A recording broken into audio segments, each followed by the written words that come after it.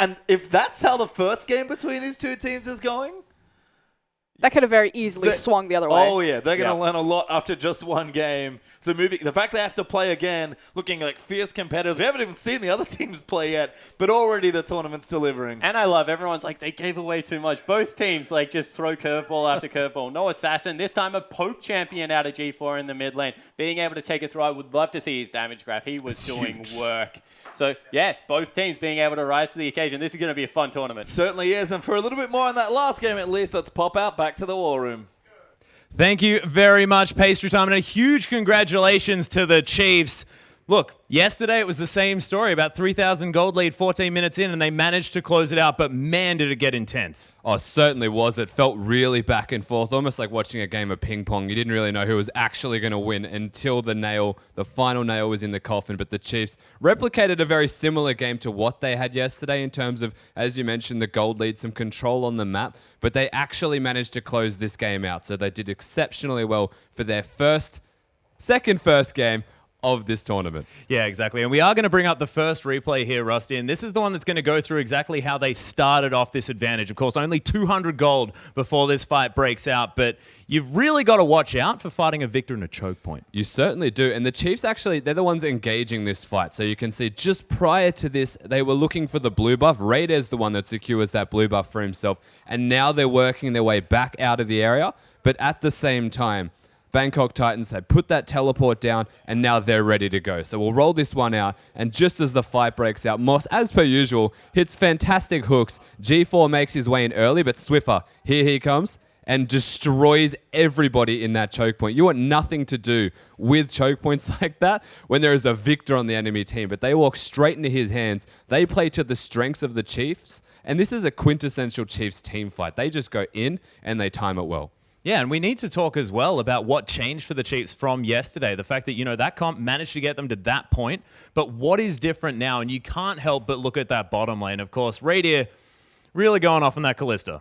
Certainly. The Kalista was massive. Both champions of that bottom lane changed, but this is the biggest one. Something that didn't go noticed in the first draft. Yeah. They went for the Tristana, but in this game, he picks up the Kalista in the second rotation, and then he just goes ballistic. They win laning phase, and from that laning phase, the macro strategy that wasn't necessarily in place was well and truly in place afterwards. Yeah, it was almost like a little bit of a switch up there. And we do have that fantastic tower dive that Radier and Ejim were able to pull off here. And take us through, because you explained it to me as sort of the perfect example of how to play this dive. This is Radier and Ejim as a duo lane, achieving what is perfection in synergy, essentially. So just roll this one out and just notice how Ejim's the one who initiates the tank with the ignite, knowing that strategic miss it at the didn't Pierce there as even well. matter if the Q connected. That gives enough time for Radier to then freely auto-attack, and just before the turret kills Ejim, Kalista pulls him back to safety and says, "You're coming with me."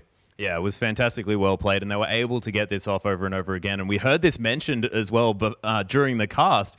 One fantastic example is the fact that you don't necessarily pick Kalista for Radier. You often pick Kalista for Ejim, because he just likes to be able to get in amongst it. That being said, when he does, they really need their mid laner to be there. And look, we need to highlight both the positives and the negatives here. And the fact that the Chiefs were fighting quite a few times without that victor really left a little bit to be desired. They really needed Swiffer in a lot of these team fights. They certainly didn't. A lot of credit to G4 where it's due, because he played that Varus exceptionally well. He put down so much poke and actually disabled the option of having Swiffer in these fights, and they needed him, but they just couldn't have him.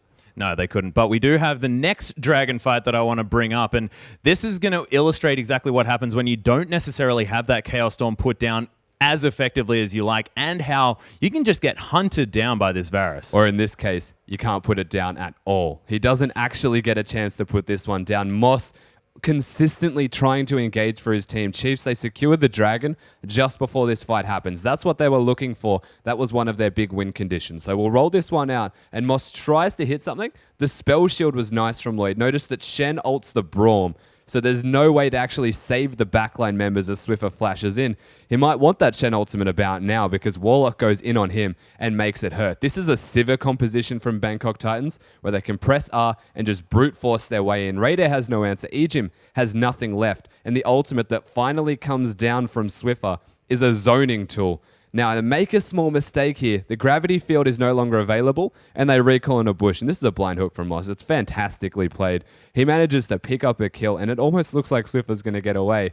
He does go down from the Flay and the Ignite, and then the cleanup crew arrives of Bangkok Titans. And this is a big mistake from the Chiefs. Yeah. Not engaging properly. The Shen was on the wrong person, and the Braum ultimate was only going to hit 2 members, and it didn't hit one of them, and the other got spell shielded.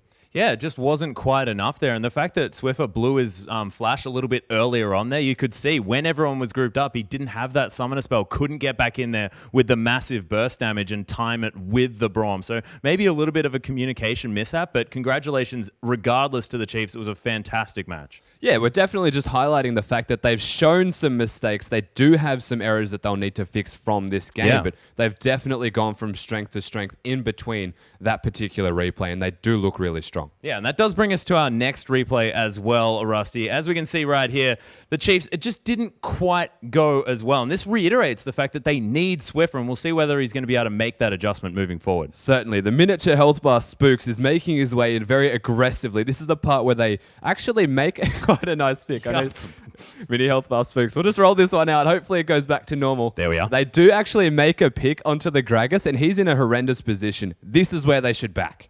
Raider actually gets way too aggressive. G4 is able to put down everything and just make him pay for it, almost with his life, but Ejin with that Unbreakable gets him this far. But Moss, again, with the flash connecting another hook, makes it miserable. G4 is just sitting in the background, throwing out arrows consistently. He takes down Raider, and this is another decision-making error, because not only is someone else about to get caught here, Spooks, and go down, Victor's also running the long way on the minimap. He hasn't been able to get here in time to actually help his team. By the time he gets here, Warlock just goes on him instead, and he ends up going down. So the decision-making has shown some hiccups here from the Chiefs. Yeah, and sort of everything there was the Chiefs trying to stall, trying to make time for this Victor to come in, because he was massive, so much AP, gigantic numbers in that area, but just unable to really utilize it, which just didn't quite work out. But that being said, the Chiefs still managed to pick up the victory here. We'll see whether Swiffer's going to sort of rethink how he manages to move around the map, though, because that was a big deal. It was a big deal, of course. It was more so communication than a personal decision, you would have to say, is that they're looking to kite back, and he goes towards the tri-bush, and then has to change his mind, come all the way back around. So all things considered, they still played it well. They were playing towards him, but he just couldn't get there in the end, and that is something that needs to be looked at. Yeah, most certainly is. But we are going to bring up that last fight here as well. The Chiefs had managed to pick up the Baron. Didn't quite get to that 5th dragon. Of course, we're sitting on 4 for quite some time, but we'll just play this one out and see exactly how this one goes. Yeah, exactly. So they actually get a free attempt into the Baron. This is desperation from Bangkok Titans. 007 with a flash body slam just to get into the pit and look at a steal. But Callista, really hard to steal away from. G4 goes all in an attempt to kill Callista as well. He just flashes over the other side of the pit. And this is now 2 members that have expended their own lives at the attempt of killing a Callista that is never, ever going to die. Has Blade of the Ruin King, Mercurials, and a Bloodthirster to boot. So that sustain is just infinite right there, and got most of the health back from Baron from all of the poke, to say the least. And they just get a little bit overzealous in their attempt to actually take the Callista down, and done. Yeah, just completely ridiculous. So huge congratulations there for the Chiefs picking up the first victory here at the IWC. So massive props to the Oceanic region, and we'll see whether the Bangkok Titans Southeast Asian region can come back through. Of course, they've still got a whole lot of games yet to be played here, Rusty. And of course, this is only the first one. Let's start talking about our next matchup. Of course, Dark Passage are going to be taking on DetonatioN FocuMe. Of course, Turkey taking on Japan. This is going to be an interesting one, because we've looked at Dark Passage, and these guys are terrifying. Dark Passage honestly look like the team to beat. And you say that dependent on your region, but from a completely neutral standpoint, Dark Passage, they look like the strongest team without a doubt coming into this. Japan, they're a wildcard region, not just because they're a wildcard region. We don't know what they're capable of. They played 10 games throughout the split. They could bring out anything. Yeah, they do some interesting things, but for this particular game, I want to focus on Dark Passage, and we'll take you through DetonatioN FocuMe at a later point when they're playing next time around. But as you can see, Besiktas and Dark Passage, Besiktas were the team that were in the IWC, but 3-1 was Dark Passage's victory over the top, and once again, back to that top spot. We've heard the name Dark Passage over and over again, and once again, the top dogs here, and they're looking better and better. It's the Chiefs' legacy of Turkey, It certainly essentially. is. It's 1 and 2. They were back and forth every single time, but in this particular one, 3-0 in the regular split, I believe it was, against these guys in the finals. In the qualifiers themselves, 3-1. They looked exceptionally strong, and they have not looked like slowing down anytime soon. And there are so many key members to this side. There's no one star. There are many, but there is also a standout. Yeah, well, this is the thing. It's not necessarily star plays here, but it's the fact that their mid laner, Naru, is so smart. He's been playing on the Dark Passage lineup since he was 14 years old. That's 4 years. He's now only 18, but this little guy is an absolute gun, really able to get everything mixed up. He plays meta champions, but he puts a lot of time and effort into putting his own stamp on how to play these picks. And they've also got Rydell, of course, formerly in the EU LCS playing for Giants. And look, it's a star-studded roster, and you have to look at Naru for all of the playmaking. You certainly do. Naru is massive. He's the shot caller for the team as well from the mid lane, so he definitely has a big say in what is happening around the map. He's the one making the plays, but he's also inclined more so towards the poke style of champions, but he plays them in a very aggressive manner so that he can make the plays and actually get things done, because the shot caller wants to play a part in engaging, or it feels a little bit off. Yeah, he's almost like, it's like an orchestra. His team's an orchestra, and he's there to try and create everything. And he does so using Sand Soldiers a lot, Rusty. Of course, his Azir is banned a whole lot of the time, sort of third most high ban during the regular split plus the playoffs combined. So you do not want to get him on that pigeon, man. We can talk about Elwind as well, formerly a mid laner himself. This guy moves up into the top lane, and then Fizz becomes a top laner. Yeah, speaking of bans. Now also permanently banned against this team. We saw it banned against Swiper as well. A very similar situation. But Elwind, man, that guy's ridiculous. He is a complete god. Again, we said star-studded roster. Well, that is what all of them are individually, because they all command small bans. But just quickly, Zilean ban against Detonation FocuMe. Yeah, well, that's true. We are going to go into Detonation FocuMe to a greater extent moving forward. But yeah, that Zilean ban, we'll see whether that one gets through. Zeitnot as well, just as a quick follow-up, 77% kill participation on an AD carry. This guy plays a whole lot of champions. Of course, was known for Corki and Jinx basically only, but has now moved on. His Vayne is unstoppable. Ridiculous amounts of damage on that champion. But we are going to throw it over to the casters to get us into Detonation FocuMe versus Dark Passage. Thank you once again, Atlas and Rusty. And this time, we've changed it up slightly. My name is Julian Pace Typecard. Jake Spawntype here is still over there. But Dominic Sater Rome is here on the desk. Dom, how you doing after our first match tonight? Oh, I'm doing so fantastic. After that 23-hour-long set, it was an incredible win for the Chiefs. That's true. One of the longest games in competitive history as the Chiefs finally pick up game number 1. But a new match now, and 2 new teams will take to the stage. Detonation FocuMe from Japan over against Dark Passage from Turkey. Yeah, and let's jump on this matchup straight away. The last time we saw Turkey take on Japan, it wasn't exactly a close matchup there, but you have to say a lot's changed for Detonation FocuMe. I know that Frosk is going to hit on it very in-depth later on, but just to run you guys through the changes, Udapon, he's going to be up in their top lane. He was their AD carry last time we saw these guys play. Kazu, who was once again off the race, back on, captain, shot caller, very smart player. And Rokinia is the newest addition, their AD carry. He was their jungler, he was their support player. Now he's their AD. One of the Koreans that came across into the Japanese league, and he looked fantastic down in the bottom lane role. Certainly does here in Udapon. Interesting to see him move roles, honestly, because you think such a popular player in Japan, arguably the best player in that region, moving from a very important role, I guess, in the Japanese scene, but he must trust in his new AD carry. And Rokinia, at least as far as results go, they've had a very shaky start, and they pretty much just eked out in 5 games to get here. Yeah. And that was with the lineup they're playing today. Yeah, so this is a relatively new lineup for the team, and the fact that Udapon is in the top lane and now Rokinia is an AD carry really speaks to how the team is going to be moving in this set. I'm really looking forward to see the playstyles they're going to be bringing out, because they haven't really had a lot of time to prepare. Well, I can tell you the playstyle Udapon runs at people, and it's what he did as an AD carry, and it's still what he does as a top laner. Very good on that Maokai pickup up in the top lane, and we'll see whether that is something he can translate, because when you look at the Dark Passage lineup, they have such a great team. And, I can't stress what Rusty said more. As a neutral member watching this tournament, Dark Passage is the team to beat. They just look phenomenal. And to be able to beat out Besiktas, be able to get back to the top of the Turkish league, Elwind, Naru, as well as their AD carry Zeitnot, with a great supporting cast, Crystal and Rydal. They're kind of like the EDG of the Turkish league because they haven't got a weak link. There's no one on their team that you look at and think we can take advantage of these players because their spine is so strong and their supporting cast, especially Crystal and Rydal, counter gank like no other duo I've seen. They really do. And I guess the scariest thing watching the games from Dark Passage, just how smoothly they play as a team. Turkish League, very well established. Great scene over there in Turkey that's been really brewing and has thousands of fans watching. And it's just watching them play and how clean everything looks. Yep. It's like, how did you get this good in such a short period of time? Well, but they do look that good. They definitely have something to prove coming into this set. They were at Worlds last year as the Wildcard roster, didn't even make it out of the group stage because they were grouped with SK Telecom, SK Gaming, and EDG.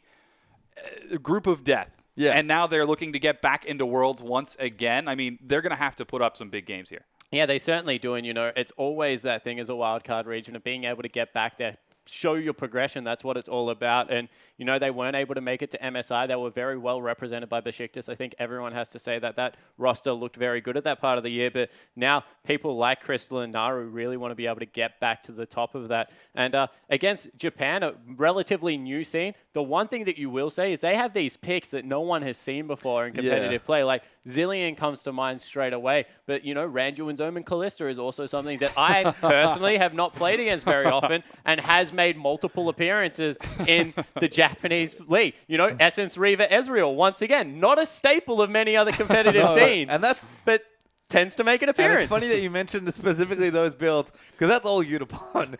Just going crazy from the AD carry role. So, has definitely progressed to tanks in the top lane. Makes a lot of sense. Haven't seen too many carries out of him just yet. God forbid we see an 80 carry out of him.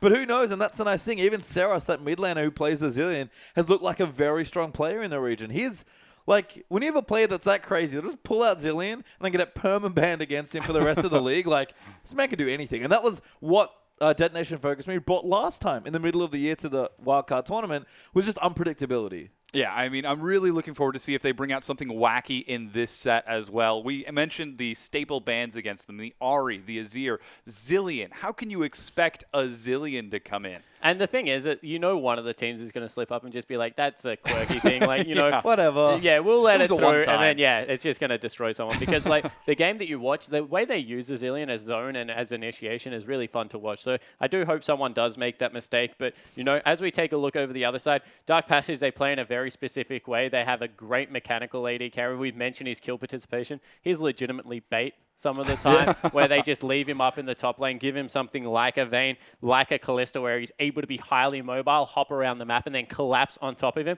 They trust Zeitnot to not give his life away very cheaply, and that is something that he's definitely done very well. Kited out, made sure there's a lot of room on the map. They push up very well as a unit. They're one of the few teams that gets all lanes pushing simultaneously and allow Crystal the luxury of being able to track junglers, get counter ganks going. That's why we talk about them in such high regard, because they're a real beautiful team to watch play. They really are. And again, it's how fluid their play looks and how clean it looks. In a fairly competitive region, remember, they had to beat the team that won the International Wildcard Tournament last time, went to MSI and put up a pretty good show. Now, of course, beating them to get to this spot, to get another chance there at Worlds. But I think for me, for matchups, bottom lane is interesting because Rokini is obviously coming, not new to the role strictly, but as far as the roster goes, certainly new. But mid lane sounds like a whole lot of fun to me. Naru versus Sarah, sign me up. Yeah, especially because they're both star-studded power players from their region. They're used to getting a lot of, fan appreciation, things like that. Seros is very quirky and fun to watch play, and Naru's just class, you have to say, about the guy in the mid lane. And they do have some overlap there. The Azir will be contested for both teams, and I want to see whether it does come to a difference of playstyle. Yet again, we talked about it, the Chiefs versus Bangkok Titans, fight versus flight and control. DetonatioN FocuMe is certainly more of the fight, and Dark Passage seem to be that team that can beat you around the map. Certainly will fight you, though, if they get an opportunity. They definitely will. And I actually do want to expand a little bit more about the bottom lane that you touched on earlier, the Zeitnot versus Rokini. These two are some incredibly mechanically skilled players. Rokini, you mentioned the Vayne and Callista. That's a bit of an overlap right there. Yeah, it certainly is. And the fact that Zeitnot takes it, Rokini is happy to take it. They're also both big Corki players from what we know, although Rokini has a pocket Graves. And this is something that, we talk about trying to snowball against good opponents. If they pick up something ultra aggressive in that bottom bottom lane, Kazu and Rokenia, and just try and like body the bottom lane from Dark Passage. I'm not going to say it's an easy effort, guys. I understand exactly how good they are on the side of Dark Passage, but things like Graves aren't often seen in other competitive regions, and being able to pull out a pocket Graves to really try and bully a lane could be useful. And let's actually touch on Kazu specifically, because again, was on the roster, I believe, in the middle of the year during the International Wildcard event there, and was been off the roster, honestly. Detonation FocuMe, for all their success locally in Japan, they started struggling against Ozone specifically, who looked like the best team in the region. And that's why they struggled. They didn't have Kazu there. He's a shot caller. He's like 100% of the brains behind the operation. The guy plays a very macro. If he could control people like a puppet master, I'm sure he would. But he spent time in Korea. He's gone around and checked out infrastructure of the other teams. Detonation FocuMe, by the way, the only Japanese team to have a gaming house in Japan. So that is what they do. They're starting to level up, trying to live League of Legends. And the guy in the bottom lane, Kazu, is a lot of the brains behind how they pick and how they move around the map. And when you watch them play with Kazu, it just looks so different. Like, we talk about Dark Passage looking fluid. When Kazu's on the Detonation FocuMe lineup, it's the same story. Yeah, I mean, Kazu just leads the team around the map so well, making excellent shot calling. And you can see the distinct difference if you watch the games back to back from where he's off the roster and on the roster. The way that they move around the map is completely different. Instead of taking one turret, they'll take two and a dragon. They'll trade one kill, but then they'll be in your base. Yeah, exactly right. And the other difference you have to talk about is Bonzen versus Yutapon, because Bonzen, he had like the highest KDA and one of the highest kills for a top laner, but they still went with the swap because there is a little bit of more raw aggression out of Yutapon in the top lane. Bonzen very heavy on the picks like Rumble. Yutapon can still play them, but also willing to play the initiating tanks. And that does seem to tweak how Detonation FocuMe play a little bit. Yeah, and that top lane matchup's pretty awesome there as well. I guess to hit on as our last one before moving into the game. I think it's Elwyn there on the top lane for Dark Passage. That guy, real good at top lane. Yeah, well, the danger is that you can't play tanks into Elwyn because Dark Passage, they typically don't play tanky top laners at all. They play the likes of the Bruiser top laners, Hecarim, Shyvana, that thing, but they're really scrappy and brawl heavy in the top lane, and Elwyn plays Fizz. So if you try and take a pure tank into a Shyvana, a Hecarim, or a Fizz, generally they push you out of lane, farm up a Storm, then kill your AD carry. And if you let Elwyn do that to Rokenia, that's a very big mismatch there that you don't want to let go through. No, because your AD carry is nice and important. Again, swap here for that team was done. Clearly something that they want to invest in as far as their Korean player goes. As far as we know, Rokenia's best role is AD carry. Is sort of a strong all-around player. You know, obviously has the Korean lineage as far as that talent from the region goes, but haven't seen him play AD carry too many times. Looked just fine, but gonna have a much bigger presence here on this stage. Yeah, he is a master tier AD carry on the Korean solo queue ladder, so we can expect, hopefully, that he is a pretty good player. And, you know, coming out of the support role into the AD carry for the last two rounds of the tournament in Japan, we're expecting some really big things out of him. Yeah, we certainly are, and that was his calling card. You know, I've got this great history of being a mechanically gifted player. That's why I am where I am, and I can play any role, but AD carry is my best, and that's why they put him on the roster. Certainly didn't look out of place in the other two roles, but has lifted a little bit. You have to expect playing his staple role and being able to add a little bit of flair to the Detonation FocuMe lineup. And it tells you a lot. We take Bonzen out of a team and put Yutapon out of the AD carry role. Like, again, the other story is that Yutapon seems to prefer top, or at least is a bit better at top with the way he plays. I'm not surprised at all, given how aggressive he is. But that's a big move for a team to make so close to a big tournament. Yeah, it certainly is. But, you know, let's put it in perspective. 2 years ago, Yutapon was a top lane player. He is going back there. The reason he swapped initially is because AD carry in Japan is such a huge position. They play a lot of protect the AD carry comps, things like that. So Yutapon being able to give it up to a player that he thinks is just as good as himself and move back to very familiar territory in a top lane hasn't really ensured that Detonation FocuMe has missed a beat. No, not at all here. And I guess we are going to have to see how the teams match up here. Japan only getting better. I think it's fair to say that from watching the Wildcard tournament at the middle of this year and then watching it now, even just watching the games they played to qualify for this tournament, the level of talent for the Wildcard regions in every single team has just started going up. Yeah, I think this game is a really important game for Detonation FocuMe specifically because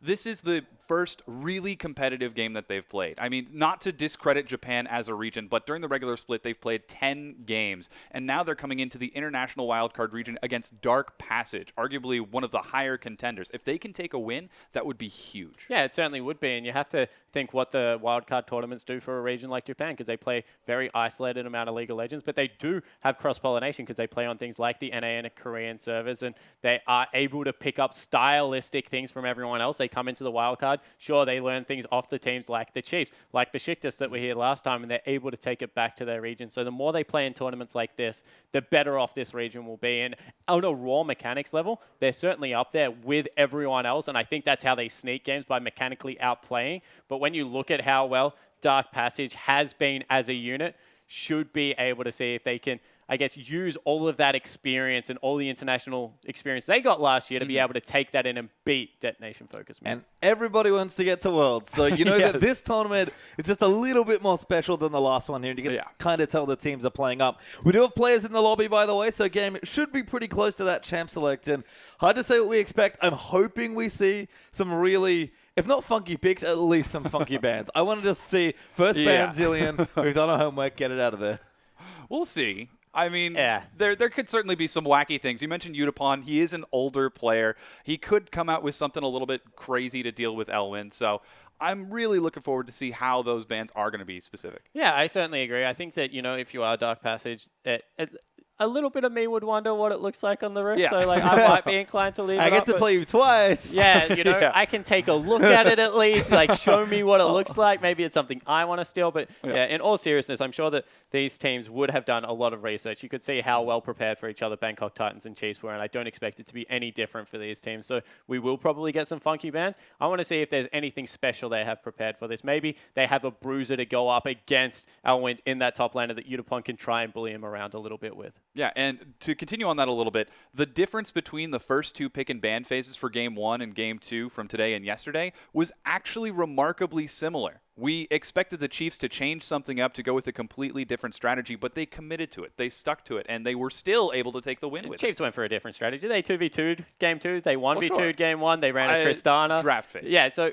they ran. Yeah, so that was slightly different. But yeah, so they definitely did try and swap it up a little bit. And, they probably have two strategies prepared for every team. So let's see if they have a third one prepared for Bangkok Titans now. Bangkok Titans were the team that were remarkably similar to me. They swapped out an Alistair ban, let through a Braum, but in the end, they tried to beat them in a relatively similar way, which was a 5v5 team fight. So you have teams like the Chiefs and Dark Passage that you would expect to be able to pivot and play very different styles of League of Legends, and you have teams like the Bangkok Titans that have seen just so much success with their 5v5 team fights that they think that it is good enough, and they just trust their guns to be able to run it every single time. And I guess by contrast, for at least the C region's representative, they play a lot of games in GPL, and that club has been around so long that they have, someone on that team, whoever the oldest player is, has played a monumental amount of competitive league. Yeah, they certainly have. GPL, one of the oldest leagues, and when it was with LMS, it's just such a long lineage there, and they have a very stylistic difference from the rest of the world, and that's why you see Bangkok Titans play the way they are, and that's why they're so effective with it.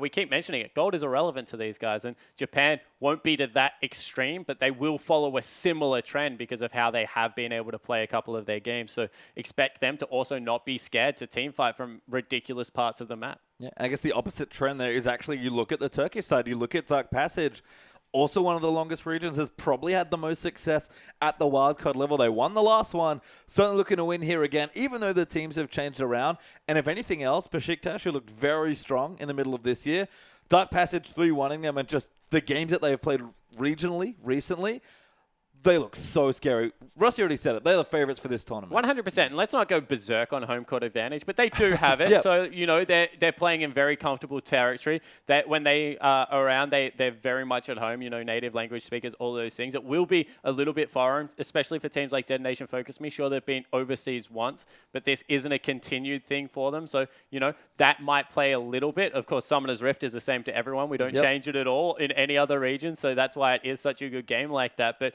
you would say that coming in as a favors and then maybe the extra 1% that playing on home court does give you is a bit of a boost for Dark Passage. But with that comes all of that crushing responsibility. We heard Besiktas talk about the lineage of their club and how much it means to them for win in Turkey. Same thing for Dark Passage, man. They've been around for a very long time. They lose in Turkey. It's not going to be a good news story for them. No, certainly not here. You know, made it towards last time. Looking to do so again.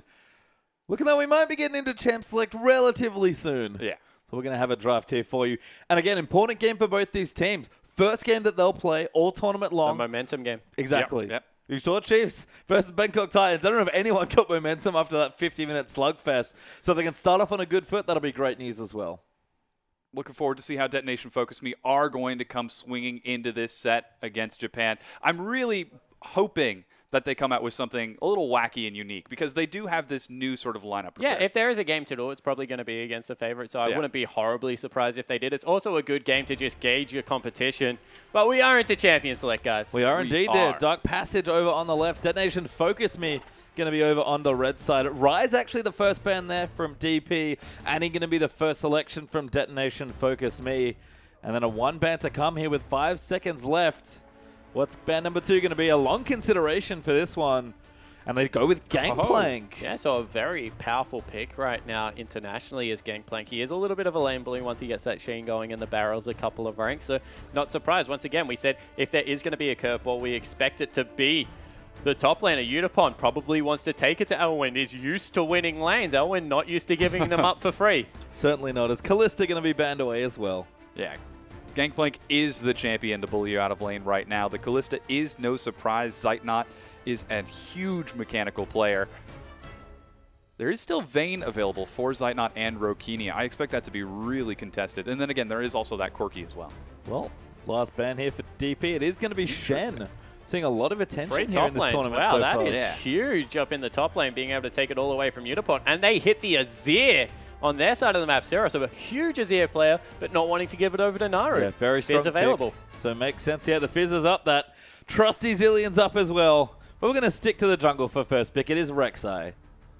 Doesn't really seem like that much of a surprise for Crystal. Very strong on that Rek'Sai. Whoa, insta-lock Lulu as well. Yeah, so wouldn't be surprised to go for, once again, a lane bully. This is what we're expecting in the top lane for Udapon, although Ceres can also play it in the mid lane, so let's not get ahead of ourselves. The Gragas for Asatore going to be a very good counter ganker in his own right, able to track the Rek'Sai around the map and make sure that he can keep up in farm. So a very, I guess, closed drafting fade so far from both teams. Yeah, important to note that Detonation FocuMe's jungler is also a big Rek'Sai player, so it's a smart takeaway from Dark Passage, clearly doing some of their homework here as well.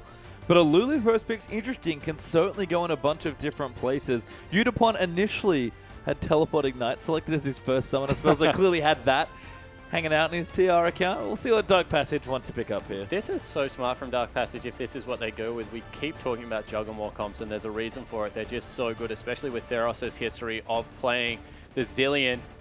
Not something we often mention with the Juggermore comp, but will be very good. So if Zeitnot is comfortable playing it, why not take it away? There's the Cogmore coming in. It's going to be Brom's Naru in the up mid as lane, well. actually. He's got Ghost Flash. Ooh, could be swapping things up. Does have at least the flexibility there. Yeah, certainly does. And, you know, Cogmore is a very good poke champion, provides a lot of control. His slow is underrated, and the thing that when we changed the itemization, buffed up the Rylai's Crystal Scepter when we gave things like, the Spec... Leandre's Torment, That's that the extra AP, just made his itemization in the late game so good. And big old AP Cog's been falling off after his initial reign after those changes, but Hey we'll man, see if Power of Naru... Evil still has that going. Power of Evil always has something going, though. He's got a big warehouse stored full of cheese. As Alistar is the pick there. Looks like that'll be support up for Kazu and Tristana. The next pick there for DFM. So more of a siege comp right now coming out of Detonation FocuMe. Juggertrist has been seeing a little bit more play as well. Very good dueling AD carry, has double escape mechanics as well, so able to exert a lot of pressure around the map. That is what they do want to go for. Yep, see if DP do stick with Cogmore in the mid lane. Like you mentioned, Spawn, the summoner spells indicating that so far. But they will have to close out their draft here, and DFM have done a good job hiding one of the picks here. Lulu, again, very flexible. Although it looks like it will at least be mid or top, so not as much wiggle room as they may have liked here with 4 picks in, but 20 seconds left now for Dark Passage. The other thing that Naru does run is a Twisted Fate, so that could be something that they do want to take into a double global with the Rek'Sai Twisted Fate combo, and they are taking a while to get it done. Looks like Victor currently being hovered by Dark Passage as they look for their last two. Elwin yet to show us what he's going to take, but looks like he's going to go for the Maokai. Wow. A tank in the top lane. Now I have seen everything out of Elwin. Don't get me wrong, he plays it every now and again, but it isn't one of his staples. You know, much more of a Hecarim Fizz player up there. I love the thought, at least, from Kazu. Oh my god, he's playing with my... The Zilean is open. And the Ahri is as well. So I'm surprised that Dark Passage coming into this are not doing any of the staple Detonation Focus Me bans. For their last 5 games in the playoffs, it was Azir, Ahri, Zilean for all 5 games until Azir got through and then ended up winning Game 5. That's a powerful top lane pick, sir, I guess. Banned out by Dark Passage. This is a huge... Detonation Focus Me. They're playing with my about heart. Juggermore, but Juggertrist is a very real possibility, and it's going to have AP, and they'll also have a Zilean if this is what they go for. A revive, headbutt away, the cask. It's just so good. Lock it in. Give me the Zilean. Well, the first 3 picks that he went through made me quite happy. 4 seconds left. I think just checking with Sarah. So you sure you want this? Oh, it is. It's going to be Zilean. Yep, you can see him nodding your head right there. Zilean locked in. Juggertrist has been initiated. It's a super Juggertrist as well. This is beautiful. No one, I cannot speak how no one has played against this. I mean, if you're in Oceanic solo queue and you run into Rusty, our lovely commentator, maybe a couple of times. I think he's 9 out of 9 games this season, but no one else plays Zilean. No. Except for Sarah. And this was the matchup Sarah's played it in as well. Yeah. It seems like it would be a little awkward on paper, and I think if Nari plays it right, he can really stick it to Zilean early on.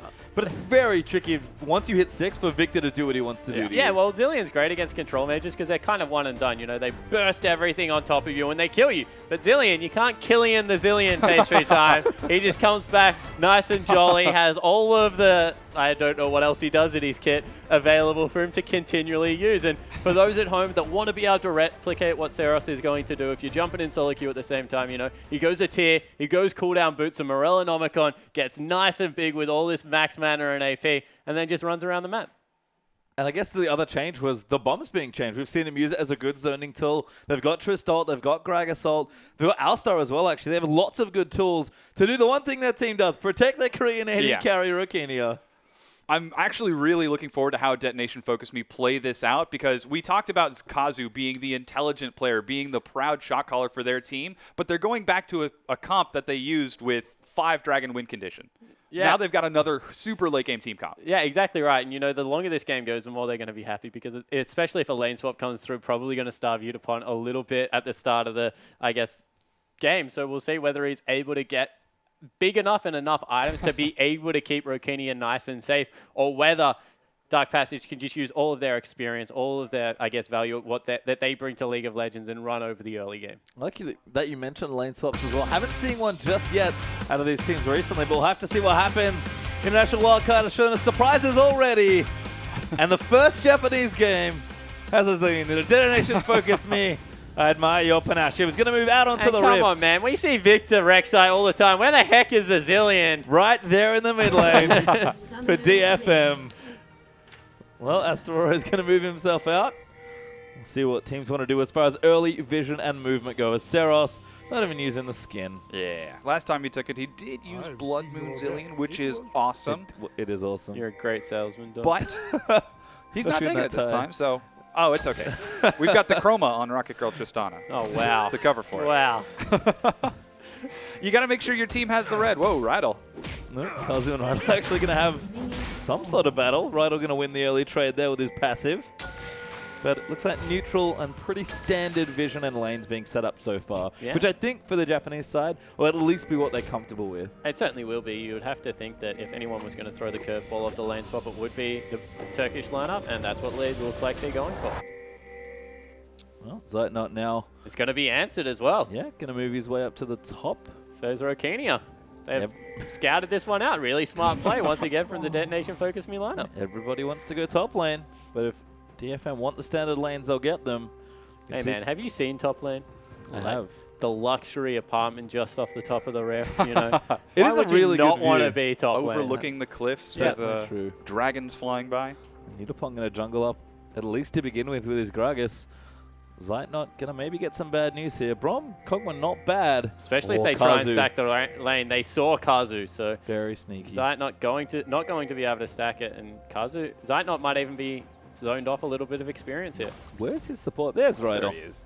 He was trying to get vision. Does get a bit. Actually has a ward out onto the red buff. But other than that, we're going to have things as continue as usual here. Udapon and Astaroria going to take that red buff together. And we've got Crystal jungling up with their top laner Elwyn. Yeah, so like if you want to hit on how the double jungle works right now, they share experience for both camps. Udapon tanks all of it, so Astaroria doesn't have to use a single potion. They'll both get level 2, they'll both teleport back down into the bottom lane, and all of the junglers will be super healthy. Yeah, you can see vision there for Dark Passage. They do know that's going on. We'll go into standard lanes here as Riot trying to zone them off the early creep waves, and Zeitnot doing a nice job playing forward. Yeah, well, this is a danger of the W on Kog'Maw as well as the Q out of Brom. There's a lot of dueling potential at this stage of the game. Kazu needs at least 2 abilities to be able to go aggressive, so probably just going to back away from the wave. And as we check in with mid lane, this is the fun one to watch. Saros on that Zilean, certainly probably going to struggle in the lane, but the pick, what this pick does for the team comp that they've built and the way they'll play those 5v5s, definitely look for Saros to make a big impact in the mid to late game. I'm remarkably surprised that they did go for the allow the Zilean to slip through. They did have the targeted top lane ban to try shutting down Udapon, but now he's got that self-sufficient Lulu as well. Yeah, especially in a 1v1 lane, Lulu should be able to at least farm relatively safely. Probably won't be able to bully out the Maokai, but everything else should be a-okay down there in the bottom lane. For now, as they also ping out Astaroria, who was maybe looking for a cheeky gank or just some early vision control for Udapon. Just chilling out instead though. Gonna last hit his way around with the Lulu. Quick little ants there. Throws the bubbles out at the tree. Just looking down the matchup, it's actually the top lane, I guess, in that 2v2 that's looking good so far. Rokenia already down 10 CS to Kog'Maw. This is not what we expected out of the bottom duo of Detonation FocuMe. Kazu and Rokenia definitely two of the stronger players, but so far Zeitnot and Rydal just being able to be super aggressive. Now that there's some sustain in the lane, maybe they can look to turn this around, although the zone is continuing. Still getting a bit aggressive with Astaroria right now. Just trying to keep that top side of the map nice and safe. Nobody wants to let that hyper carry Tristana Jugma fall down early. Certainly not. Can be a bit brittle here as Naru's continuing to eat bombs. I can tell you right now, Saros, he knows what he's doing in this 1v1. And like we said, once Zilean hits 6 spawn, he can just kind of hang out. He's not really afraid of getting ganked. And Naru doesn't even have an ignite to punish him. He's gone double mobility summoners as well. Yeah, and it's super hard to play control mage against Zilean just because his wave clear is very good with the double bomb. Also, the extra movement speed means he dodges out of a lot of the skill shots that they are looking to throw down. And a relatively even map at this stage of the game. Udapon, he's ahead in CS. Mid lane pretty much equal. And even the duo lane that at the start was going horribly wrong is now only back within a 6 CS mark. So standard lanes definitely looks like it's favoring what we thought would be a very good standard lane team in Detonation FocuMe. Yeah, and we just saw Crystal going really aggressive in the top lane, looking for a gank once again. Luckily, Astaroria had spotted him out, but that first pick Rek'Sai looks to be a big strength for Dark Passage. He hasn't been able to make anything work yet, but I'm looking forward to see where he's going to end up going next. Yeah, and the reason that Dark Patches like the Rek'Sai so much is that they actually split push with the global a lot late game. They like to be able to play around it and see what they can get going now in the mid lane. Oh, trying to gank Zilean pre-6 there. Saros has to get himself away. Will burn the flash, but he'll be A-okay. Once again, don't even know why he's there. You can't kill Ian Zilean, mate. Just get away from the lane. So we'll burn a lot of creeps onto that turret. Should be okay for now here. We just trade a couple spells back and forth. Rokenia getting that charge on. Rydal get a bit of extra resist there for Zeitnot, so damage not too bad, but Zilean going to take the free back. Get himself a tier. He's a bit behind on CS, kind of as expected for the lane, but he'll be just fine again. It's all about protecting this Tristana in that mid to late game period. Yeah, and we expected Detonation FocuMe to take a patient style and give some respect to Dark Passage as they are the favorites in this. The thing that surprises me is that Dark Passage is doing the same. They're giving respect to Detonation FocuMe. Yeah, well, Dark Passage probably just looking to scale up, use their Kog'Maw as well as their control mage in the mid lane. They don't have a bad scaling comp on their side of the rift at all, so you can understand the patience out of both teams, and really no one just wants to be that first team to make a mistake. League of Legends incredibly punishing on this map and gives away a lot if you are able to pick up an early turret, especially with the Tristana on the Summoner's Rift right now, so we'll see how it works. Huge momentum game as well, like we said. So teams going to feel each other out. It's not quite the slugfest we had in our first game of the evening as Crystal clears himself out a ward. But Hex Core upgrade now completed for Naru. Saras has hit level 6, so he's going to have that ulti ready, bring him back to life. And Udapon's actually having a decent time in that bottom lane, and he's 1v1. Double Dorans in that early Ruby Crystal might be going for the Rod of Ages build we've started seeing a little bit more of. Yeah, certainly looks to be the case. The region that I like it in top lane, very hard to kill a Rod of Ages Lulu. She's surprisingly tanky with all the shields and the ultimates, things like that, but does need the cooldown, so probably go for the boots as well. Saras going to last hit himself a minion as well. Slaps that one down, collapses the tunnel. Now it's all casual here for the first 7 or 8 minutes of this game. Saras even checking for the Raptors. Tristana's actually got the first major back. They're swapping back down to the bottom lane now, and that BF sword's now in tow for Rokenia. This makes sense. Dragon, 7 minutes into the game, very high priority for both teams. We know that Detonation FocuMe like to play around that objective, so swapping back down into the lane as Naru gets nailed by a bomb. There it goes. Does no damage. That's the Zilean that we're so afraid of. I mean, right now you can see he's scaling with the tier and the fairy charm, but once he starts building some AP, Naru is not going to have a good time once he starts taking bombs. Yeah, exactly right. And the zone control, we've mentioned it time and time again. It's just there from multiple members on the team. And the swap answered now by Dark Passage. See whether Rokenia can challenge the turret a little bit at least. Gets a satchel down, a couple of auto attacks. Think of a satchel as a couple of auto attacks, so yeah, extra 3. A little bit of damage isn't too bad here, but like you mentioned, Spawn, both teams posturing now around that dragon. Saros will hit level 8, but he's, hate to say it, surprisingly low on mana right now. He's going to have to run himself over to the blue buff. Bombs up Asterore for a bit of a mix-up. But the Smite stand, he'll get the blue, and that's crucial to continuing what's been a relatively okay lane. Once again, just keeping away from Victor, bombing down the waves. Especially because he was the person that got ganked. You know, Crystal was in that lane nice and early, so being able to survive at least, continue to obtain farm on what is a little bit more of a quirky pick is good news for the mid laner of Detonation FocuMe. Slapping down the minions. Speaking of Crystal, he's also going for a bit of an interesting build, going for the action in the bottom. Kind of disengages there as Rydal. Actually a little scared. That's weird. They had all their summoners and their ultimates up and didn't go in. Yeah, just no need to press it. They're going to be able to zone them away from the turret now. Once again, kill all of this CS, increase their minion advantage. So you can see it's roughly 10 in the mid lane, about 20, getting closer to 30 in that bottom lane now as Tristana has to walk back, and they might even be able to grab the first dragon for their troubles. No, they're going to grab the Scuttle Crab there instead. It's Crystal that'll clear that one out. You can start to see they'll move around that dragon. They've got the crab. And they're going to start it right up. Detonation FocuMe have returned, and you can see Asterore is in the area, but it'll be a tricky steal. Teleport's coming in. They're going to fight for this. Wow, they're going on Zilean. Yeah, he's taking a lot of damage here. Asterore gets knocked up from a huge knockout from Rydal. The damage is coming across. They've completely forgotten about the dragon for now. Zilean goes down, but Asterore is the first to fall with First Blood. It's a clear 5v5. The AoE is huge. Rokenia is going low. It's absolute chaos down there. Naru's locked into the pit. He's trying to go for more kills. It's 2 down for 2 right now. Naru ends up getting traded. Syros is doing what he can. It's complete chaos. This is a Drug-a-Triss comp. Rokenia was just built up to do so much in that team fight. Saros had the team fight of his life because everyone's crowded around a pit. The Zilean can go berserk. And what the heck happens? Detonation FocuMe, they get the dragon in the first team fight of the game. Saros did so much work in that team fight on the Zilean. Rokenia, lucky to be alive, had to get kills so he could hop back with his jump because he went straight over the back of the dragon pit to try and get a kill. Spawn, let's watch it again. Yeah, so Asterore goes in on Zilean, chunks him out there, and in the end, everyone just flies in. This is 100% a go call.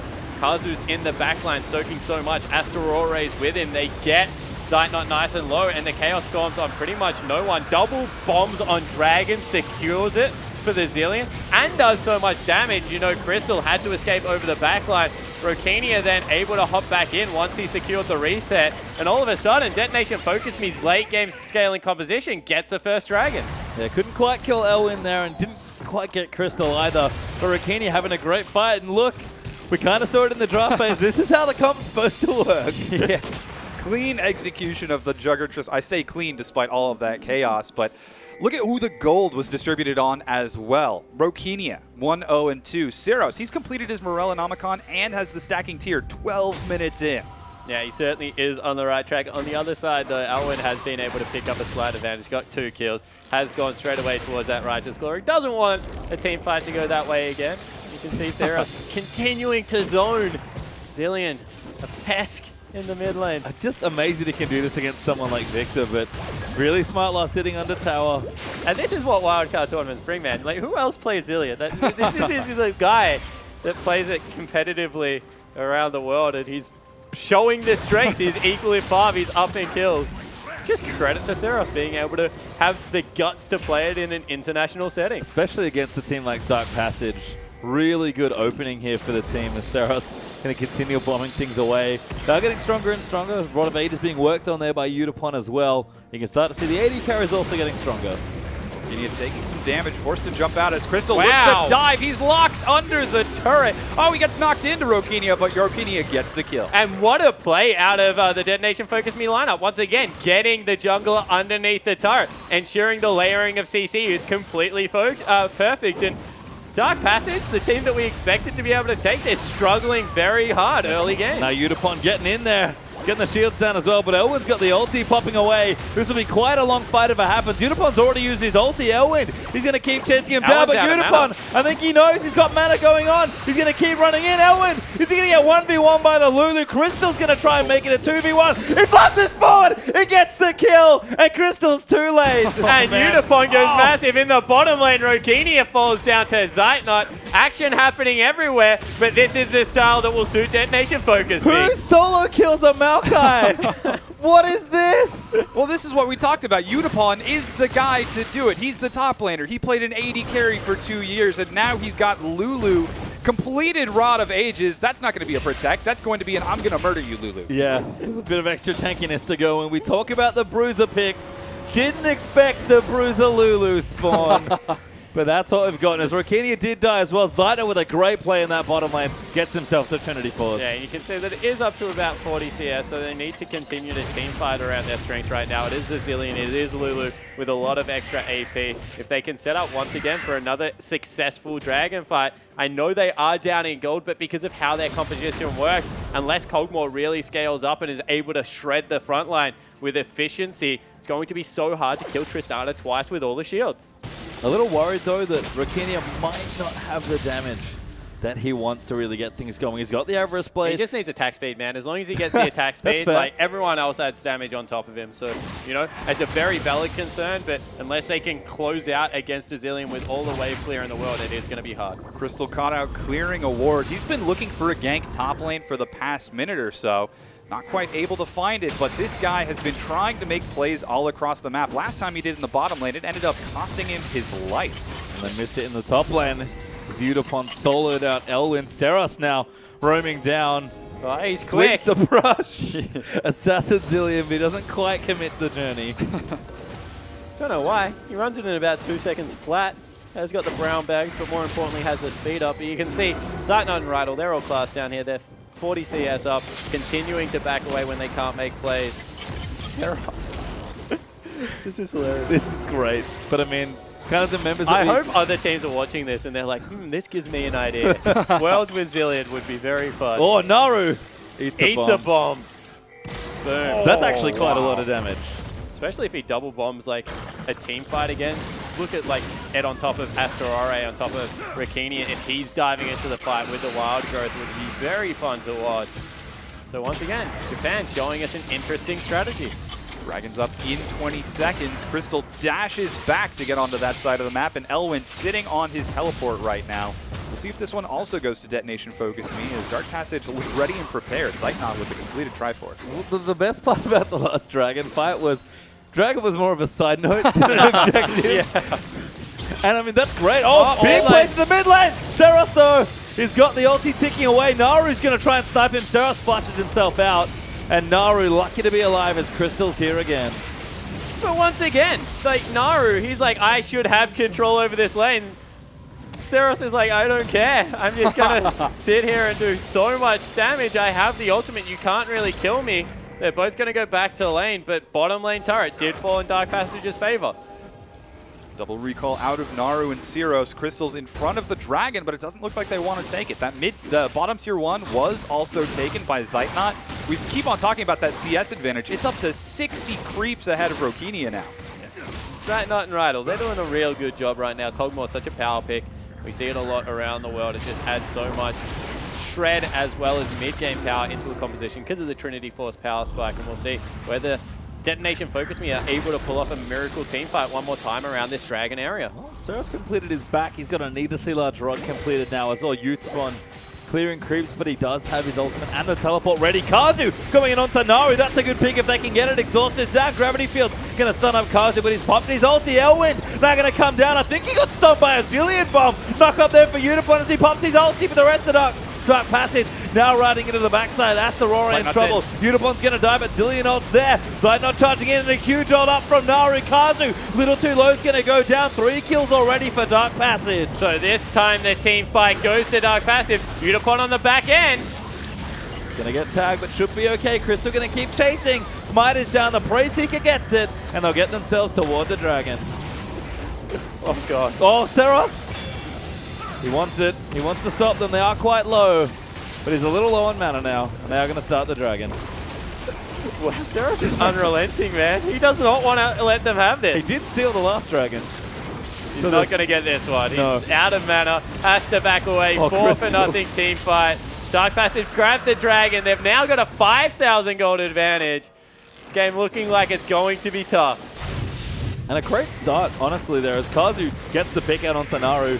But Rokenia is just firing away for the damage. The exhaust comes down as well. This was great because Elwin just got stunned as he land. But Utapon had to pop his ulti quite early here. Good cast to knock them back as well. Yeah, but here comes Zilean. The moment he gets into the fight, you just see the health bars start to get shredded. Astarora is forced to jump out. Kazu tries to protect his carries, but he just goes down so fast. No one can keep up with that Cog's damage. Yeah, and Naru held his ultimate to the perfect time. You know, in the end, Utapon falls on the back end of this team fight from Crystal's consistent damage, but it's just Naru experience being able to hold key summoner spells. He knows that Rokenia is all of the damage output on this team and doesn't let him fall.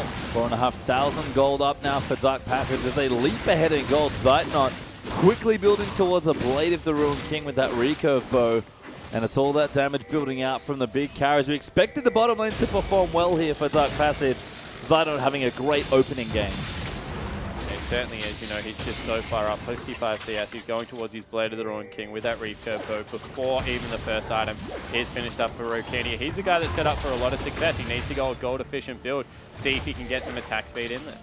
Looks like we're seeing some aggression from Dark Passage as they look for some deep wards, and Detonation FocuMe are slowly but surely falling back onto the defensive. That CS lead is so big for Zilean. He does so much damage that as long as he's there, Dark Passage can just continue to put forward pressure. And we saw in the team fight that they won, but when you kill that Kog'Maw and take the big backline threat out, it's a lot easier for DFM to navigate team fights because they've got good threats. They can last long, extended team fights with the Lulu, with the Zilean, with Rokenia just getting resets all and around. But in a straight-up, like, headlong 5v5, that's going to favor Dark Passage every single time. Certainly is, especially if the Zilean ult is used to keep someone other than the Tristana alive. You can see that the pressure continuing in this bottom lane. Buzzy trying to make the play, but Zilean getting aggressive. So much damage from the Kog'Maw as he harasses Rokenia and Kazu away from the tier 2. Even Ceros is being backed away. It seems like Dark Passage are getting the game that they wanted. I think they might be okay with the Zilean if they can keep up this pressure. Well, again, it's all about getting that Trist into a good position. Then Rokenia still looking for that first major item. The siege is on, though, and Zilean going to chunk out this turret. In fact, Rokenia's got to be careful. Yeah, he certainly does. He's probably going to go down if he sticks around any longer. They cannot defend the turret. Zilean's here. Looking for something, but isn't going to find it. Zilean, very sneaky, sweeps that brush, and they're going to keep at it. Crystal being so aggressive on the side. He's got some deep wards. He's got tunnels set up. We've seen him roaming this entire game, just being a force on the map, spending more time in the enemy's jungle than his own. And just being a presence for his team, being that knockup allows them to continue pushing forward. They don't take the turret for now, but they've got it in their sights. Yeah, and they even brought Udapon down here, so all of a sudden, Rokenia, he needs to run over to the other side of the map, see if he can stop Elwyn farming up a storm. He's 3-1-3, so everything's starting to fall apart for Detonation FocuMe. They are 5,000 gold behind. They need to see whether they can get another Miracle team fight, because right now it's just so hard to push into the Cogmore, who's gone back. He's going to pick up his blade, you have to think. Although it's just a Cutlass component, so maybe a window where they can still look to get something done. Yeah, Rokenia does have the Infinity Edge finally completed. Moving into a relatively empty lane to pick up farm is nice there as well. It's only one tower so far for Dark Passage, so still have some work to do, but that gold lead's getting further and further up. You have to think the next big fight, whether it's around a tower, maybe that next dragon, or possibly the first Baron, Cogmore's going to be the big difference maker. If they can lock him down, Detonation FocuMe should be able to use the rest of their cooldowns and take the fight away. Yeah, once again, you expect the jungler to dive on top of him, see if he can get the double bomb in the favor. Zeros takes some hits from Naru, but slowly. There it This is. is the world's slowest And now he ultimate. goes back. That was, whoa, Rokenia even forced to jump out. Kazu gets tagged. He's almost going to be stunned. He is indeed. Rokenia forced to juke around.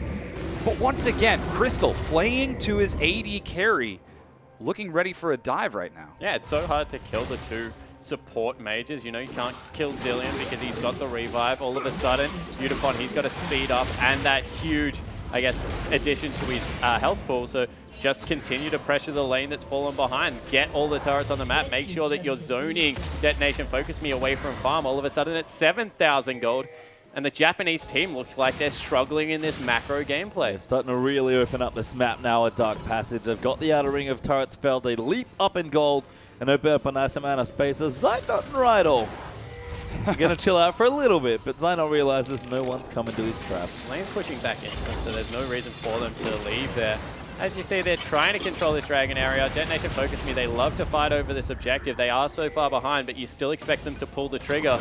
Because otherwise, if they don't scrap, unless the game goes to like 50 minutes where gold is irrelevant, they will just continue to fall further and further behind. This is such a scary spot for Detonation FocuMe.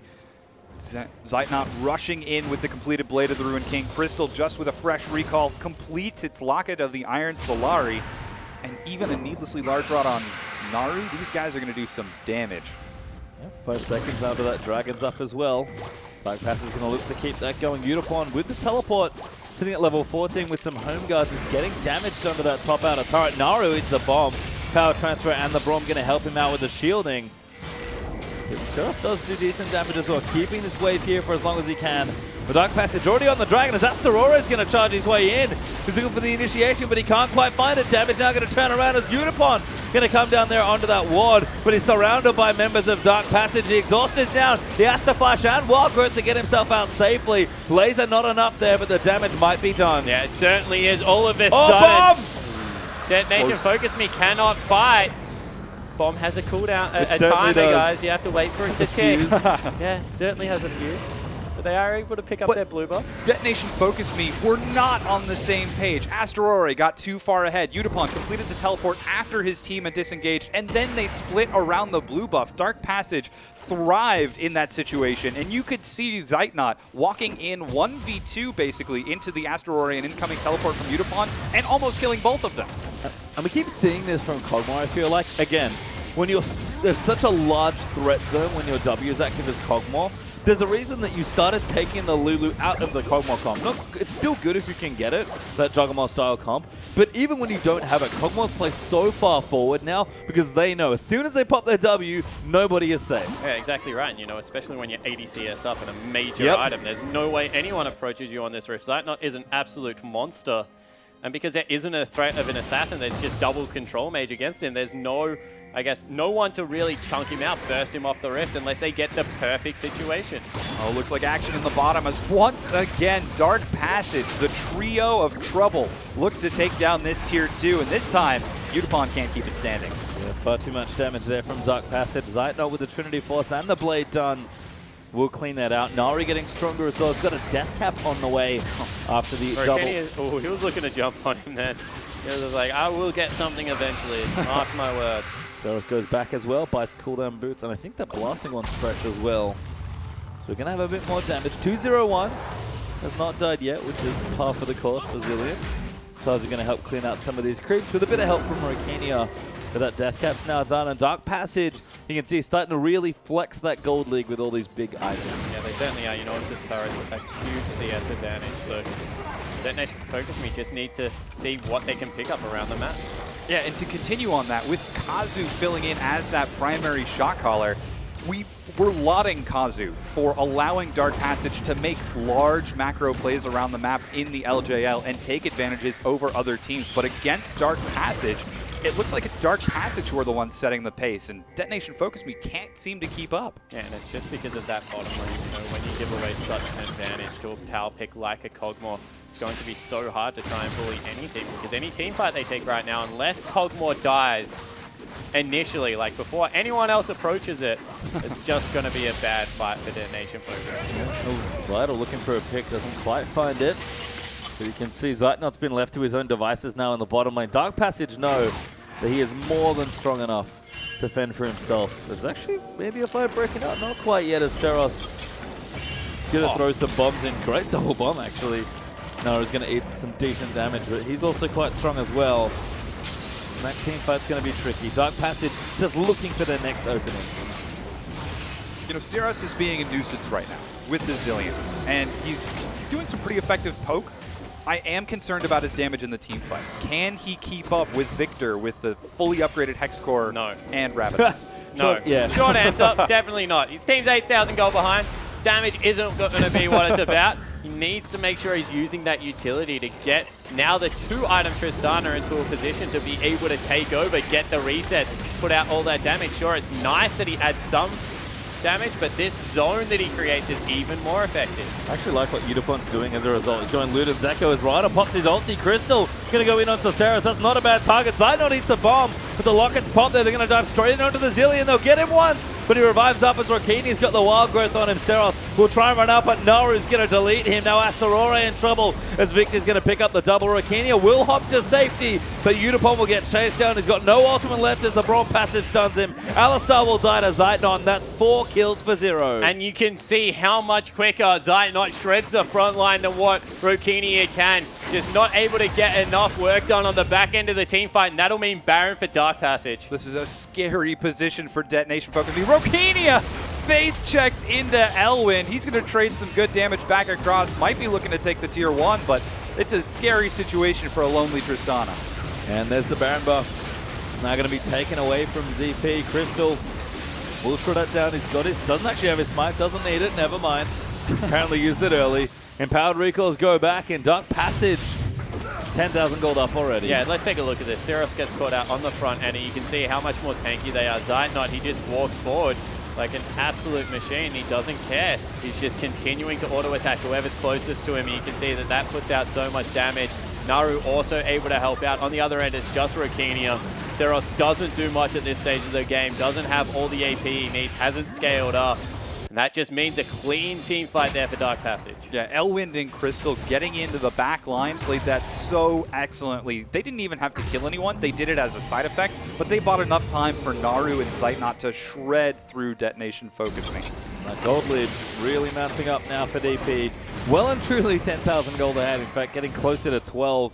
Rokenia will clear out some walls. Rydell's got the Oracle's lens ticking away. He'll clear out what vision he can, but not a lot of chances for DFM to put down defensive vision, because right now, Dark Passage is on the aggressive. Beautiful does get the tower in top lane, but it's the little things here. DFM just need to hold on for 10, 15 more minutes at least.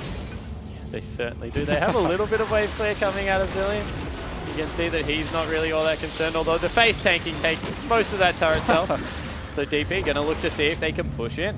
Phantom Dancer up for Zeitnot now as well, so looking to go heavy damage on this build. Knows he has room to get greedy with a very expensive item build.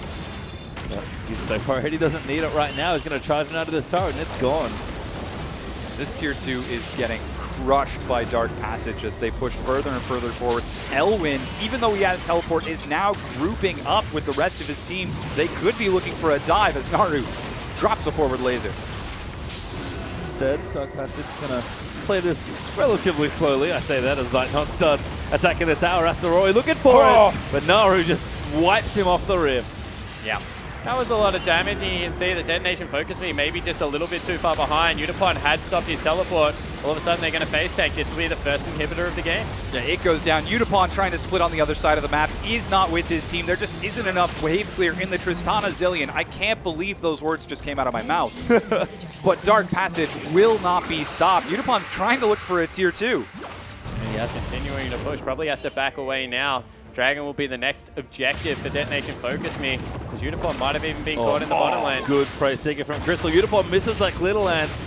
He's going to run down, but he'll meet Elwind instead. The rest of his team are on the Dragon. It does go down. Udapon pops his ulti, looking for the 1v2, but I don't know if he can even do this. He might get away. He pops a good Little Ants, but Crystal's going to chase in with the tunnel. Naru's coming from the other side. Goodbye, Udapon. Oh, Udapon, he's made a good run. Naru needs to tag him with the Little Ants. Tower going to slow him down a little bit. Good flash. Might make enough space for him, and I think he's got away. He certainly has. He's gone. He's bought a lot of time for his team.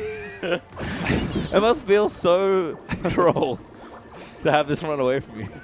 So he did buy some time for Detonation FocuMe, but they already lost the inhibitor. They already lost the Dragon. Yes, he took the tier 1 turret, but Dark Passage, Naru's not even done. No. Oh, he might look for Okinia. Buster shot keeps him safe for now, but you're right. Damage is already done, certainly here for Dark Passage. Udapon was just trying to do whatever damage he could. Yeah, he just wanted to see if he could get some gold back for his team. You can see it's still 11,000 gold, but he traded a turret for a turret. I think the 2 went down in there. That's Baron buff gone now for Dark Passage. So Detonation FocuMe, not a bad job of stalling it out, you can see, but this Turkish side is just unrelenting. And like you said, when they get a lead, they tend to just snowball it forward. They know exactly what they're supposed to be doing. Very crisp play here as DFM have to be careful now. The tier 2 is dropped by Dark Passage as Crystal splits on the far side. They could look for some more action. Rokinia tries to chunk out Elwind as Asterore leads Actually the does a charge really forward. good job. This is what the composition is supposed to do. Have the Tristana nice front and center, being able to use the health picks from Lulu in the top lane and put out a little bit of extra damage, but it just hasn't come to effect because that man on your screen, Zeitnot, has been very dominant, I think is the way I'll put it this game. He got an auto crit as well. It's very close to 100% with that golden Cogmore. It's going to go straight in. Yeah, Rukinia got completely destroyed by Naru and Crystal. They're going to take this next inhibitor now. And Detonation FocuMe just cannot keep up with Dark Passage as they bleed objective after objective. Saros goes forward. They might try to dive him. They do indeed. Kazu's the one who's caught. He's got the Zilean ultimate, but I think they're just going to burn through it. That was Alistar ult as well, so he's going to get a second lap. It'll be much squishier. They'll dive in, they'll get the stun, and Elwin will clean up the kill. Yeah, so in the end, it looks like Dark Passage is going to be a little bit too strong. Detonation FocuMe still trying to fight. Looking for something here as Seros gets knocked up. Zeitnot, they're going to clean up the kill. Asterora is going to fall for the double. And a dive in there from Elwin. Zeitnot flashes, he wants to find the triple. Rakini's going to try and keep them out for the game. Looks like it might be done. Rakinia firing away, doing decent damage, but here comes Zeitnot charging forward. Braum passive down. That's going to be an ace there as Nari collects the last kill and Dark Passage get the game. Yeah, amazing play from Dark Passage. We said in the beginning that this would be a momentum-based game, and Dark Passage were like a boulder. They just took a little bit of a push, and they rolled right over Detonation FocuMe. Yeah, they certainly did. A slight hiccup at the start. First Dragon fight definitely went over to the Japanese lineup. You can see the Turkish squad on your team, not really all that phased after that victory. They know that they've got another 2 games to play today, and that Chiefs, who have already won a game, and Bangkok Titans certainly look good, but that was a very impressive performance. Certainly was, and I guess what we expected from the Turkish side, given that they are strong contenders, quite possibly the favorites here for the tournament. I have to say, big credit though to the Japanese side. Detonation FocuMe. They knew they had to do something a little wacky, and they did it. They went for the Zilean comp. If Rakinia had kept pace or even gotten a lead there, would have been a much cleaner game. But Zeitnot, oh my god, he's so good. Yeah, he's a monster. And this isn't the first time we'll see the Jugger Triss comp. I have a feeling that other teams are going to be able to run this as well. Tristana has seen 2 out of 2 plays so far. if you count Yeah. half a game. Well, 1.5 out of 3 Technically plays? I been have no picked. idea. Technically been picked twice. So we'll see whether other teams are going to continue to focus that pick. Yeah, and that happened from the beginning. The Kog'Maw in lane with Braum harassed out poor Rokenia. He kept on trying to bully him under the turret, building CS advantage and experience advantage, even leading with the recalls. It was just everything Rokenia could do to just try keeping alive. And we've seen him on the Vayne. Now seeing him on the Cog. Sorry, not in the tournament, but before. Yes. Looked great on it. First play there on the Kog'Maw. We expect him to play meta picks, be a strong player. You can see when he's ahead, especially off in the sidelines, doing his own thing because he knows his team's there to cover for Yeah, him. Zynot's just really aggressive when he's able to build those leads. Trusts himself to be able to 1v1, 1v2, just continue to pressure it up. One thing that you do have to note is maybe Alistair falls away from preference for the Detonation FocuMe lineup. Not really good in those 2v2 situations. Braum was just such a bully there, able to jump in, stun up, do all the good things Braum can do. And Alistair, if you're under the turret, doesn't really lend much unless you get the miracle flash headbutt pole back underneath the turret. So that's something I think they can take away from this. Go back to things like the Janna that can keep your AD carry nice and safe, especially if you are going to play and protect the AD carry comp, to let Rokenia scale up because he got that far behind. He just had no choice in that game. Almost surprised to actually not see Thresh now that I think about it. I don't think it was banned as far as those picks go away. Kazu certainly is something we have seen him play. It's a pretty comfortable champion. It's good in most of your 2v2 situations. Like, Braum is good at levels 1 and level 6. So the fact that the middle levels look good as well just kind of lends to Alistair that, does not have the best time in lane. Yeah, and when you compare the accomplishments of the support players, Kazu definitely a great player, but Rydell just proving that he's on that next level. That's why he's so prized over there. Dark Passage bottom lane looking strong there as they play their first game, but we'll get a bit more insight as we pop back out to the war room. Thank you very much, Pastry Time. And things started so well for Detonation FocuMe, but in the end, it was Dark Passage just way too strong. And it was just like a passive gold lead forming over time. Yeah, and a lot of it was on their AD carry Zeronot. Zeitnot?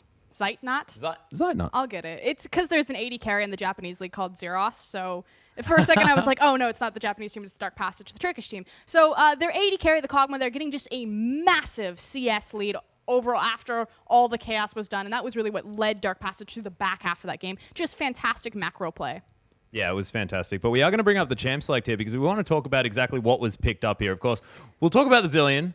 But let's start first with the fact that Rek'Sai was picked up right off the bat. Yeah, so the thing that I want to talk about is kind of the order and the pick rate, because it was very intelligent what Dark Passage did. So you already highlighted that Crystal, the priority pick was on Rek'Sai. Not only is this a great pick away from Detonation FocuMe, their jungler, that's his #1 played champion for the limited time that he spent on the roster, but for Crystal in particular, that's a 60% play rate that he picks up that champion. 12 out of 20 games. That's absurd to have that Rek'Sai. So it was kind of like a double whammy. So you have the Rek'Sai priority pick, and then immediately from Detonation FocuMe, they second rotate Lulu Gragas. From there, Dark Passage respond beautifully. Braum is going to be a high priority support just because poke comps are so prominent right now, and the Braum wall is going to deny that. But taking away the Kog'Maw, because you already see the Lulu in place, is brilliant. Just making sure that those champions are never on the same team. Then it's a rotation through Alistar, Tristana, so Detonation FocuMe counter-picking their bottom lane to the bottom lane that they see.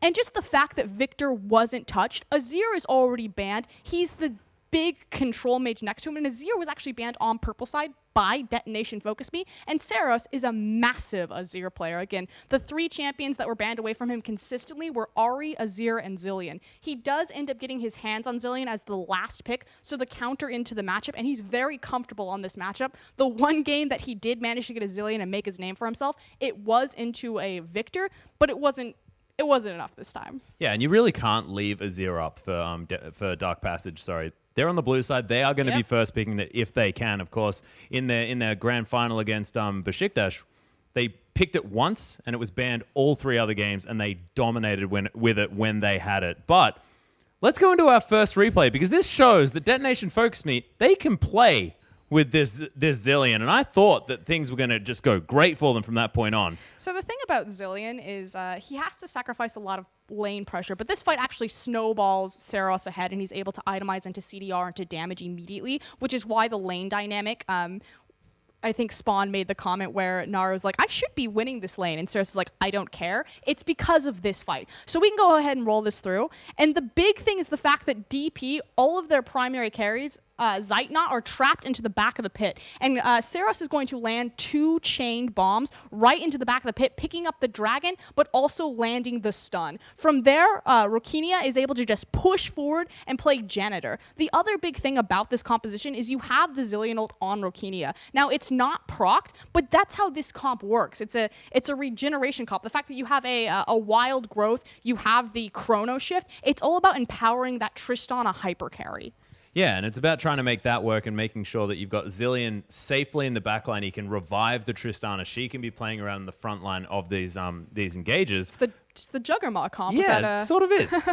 But the big thing about Zilean is that he has to itemize into mana regeneration just because he's such a mana-hungry champion. So typically, Zilean forfeits every single lane because if you think about your itemization into mana regeneration items, there's 0 battle stats on that. I mean, unless you're a Rise, you're looking for a tier into Forbidden Idol as his initial back. Now, that team fight Snowball Saros ahead, and he's able to get his Morello's Nomicon relatively early, which, again, is why we see the shift in that dynamic for the lane. But that's the thing about Zilean, and that's why we didn't think it would work on the international stage. It's a big pick for him back in Japan, but in pretty much every other matchup, you should automatically lose lane as a Zilean because you have to itemize the mana regen. Yeah, and despite the fact that he did manage to pick up those 2 kills, the 1 extra assist there as well, 2-0 and 3 heading back to lane with that Morello Nomicon, Naru was still able to run over the top. He was able to form a big CS advantage and get to this point where it was the Victor that could literally explode people out of nowhere. And we saw it was happening off screen. You know, Victor would just dump all his spells on someone and they were dead. There's no way to even know where it's going to happen. I mean, you think about that last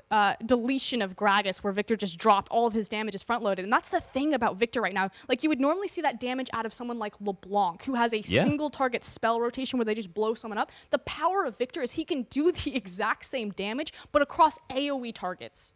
Yeah, it's just ludicrous. And we are going to bring up our next replay, and this is going to show DP finding their way back in.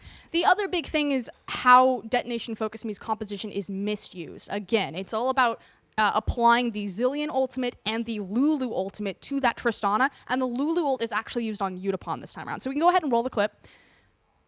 Eventually. Pause. So Kazu starts this fight up, and it looks really good, but look at all of the resources funneling in for Dark Passage, especially Elwyn. This Maokai, so potent in team fights. Now, the cask kind of doesn't do a lot for Detonation Focus Me to reset the fight. In fact, it just pushes all of Dark Passage really onto the backline, and then like you said, Victor coming over the top with this massive AoE damage. But the big thing, again, Udapon using the wild growth on himself because he was put in a disadvantage position due to the cask pushing members of Dark Passage onto the backline. Yeah, that was the fact that Crystal just had a free journey to just free romp flash around. Exactly. He was able to get all of his work done, get the knock up over multiple people. And Zeitnot, he was just a turret. Just the sit and spit, as you like to call it. I love calling it the sit and spit. And again, that Kog'Maw at that point was just so massive. I think he had, 70 plus CS on Rokenia. And Kog'Maw versus Tristana, they're both going to be hyperscaling champions. But that build, at 33 minutes, Kog'Maw was sitting on a Trinity Force, the most expensive item in the game. His Blade of the Rune King completed, as well as the Phantom Dancer. I want to talk about this build as well, because I absolutely love it. The fact that it's item efficient for damage. It's so efficient for damage. The fact that Kog'Maw just benefits so much from attack speed based on that Bioarcane Barrage and the fact that you're going to build the Blade of the Rune King, it just means that going for that Last Whisper as the third item just isn't as effective, even if you're against a team that has a heck of a lot of armor built up, because spitting more is a better idea. Plus, you can walk through creeps. It's just so much better. And that's the thing. We've seen this a lot. I just want to underline this. Third item on Kog'Maw, unless you're behind and the enemy team have itemized their resistances, the more damage effective item is going to be attack speed on Kog'Maw versus the Last Whisper because of how it augments Kog'Maw's W. Yeah, exactly. But we do have our next replay, ladies and gentlemen. We're going to bring that one up onto your screen right now. And it's honestly just the story of Detonation Focus Me falling too far behind to really utilize this team comp and what it's strong at. And again, the composition is used incorrectly here. The Zilean ult is used on himself, Saros Zilean ults himself, as opposed to the Tristana. And how this comp works is you need the Wild Growth and the Chrono Shift to augment. So we can go ahead and run this one through.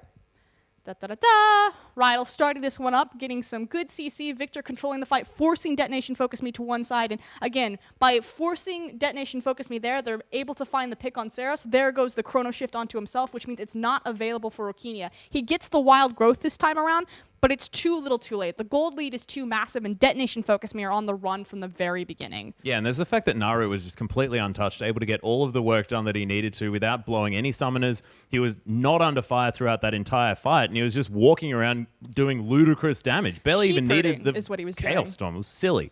Just directing Detonation He's the shepherd, FocuMe. Yeah. and that's exactly how he plays. He's the captain of the team. He's the shot caller, and he likes to be able to orchestrate. And what Detonation FocuMe didn't do is they didn't put him on the back foot. There wasn't too much focus here in the mid lane, and the Victor largely, low mobility on this champion. Almost said a mobile. Shout out to Kobe there. Not going to say that because he can still walk. But yeah, no, His legs aren't broken. He's gankable. This is a gankable champion, especially when you've got an early ganker like Gragas. They could have potentially sort of tried to get at that.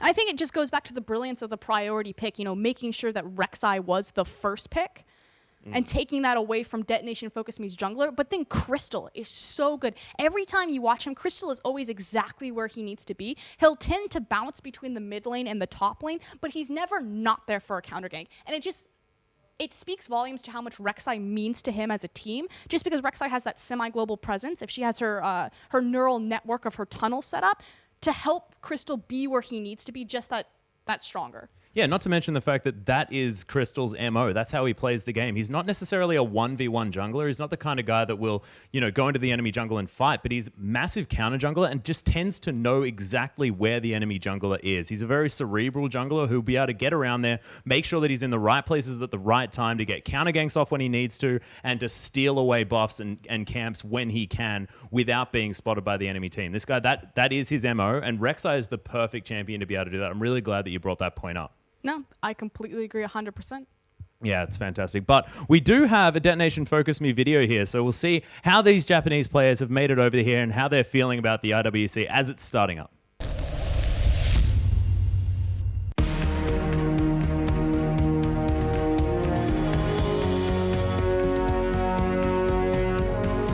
Detonation FocuMe ülkesinde düzenlenen ilk profesyonel ligi şampiyonlukla tamamladı ve müthiş bir başarı hikayesine imza attı. Şimdi hedef Japonya'yı dünya şampiyonasında temsil eden ilk takım olmak. 僕はじめデトネーションフォーカスミーは、世界で戦うことを目標にしてきたので、IWC に出場できて、非常に嬉しいです。 6 takımla gerçekleşen ligin ilk mevsimine 2 takımla katılan Detonation organizasyonu FocuMe takımı ile ilk mevsimi zirvede tamamladı. Bu başarı sayesinde Detonation FocuMe Japonya'da antrenman evine sahip ilk takım oldu. Mevsim finallerinde kardeş takımı Detonation Rabbit Five ile karşılaşan ekip 3-0'lık galibiyetin ardından IWC için Türkiye'nin yolunu tuttu. そうですね、やっぱそういった経験から、自信っていうものがついてくると思うんで、そういった点でプレーがどんどん大胆になってきてはいるんじゃないかなと思っています。 IWC'ye tecrübe kazanma hedefiyle gelen takım, turnuva ilerledikçe artan performansıyla dikkat çekti.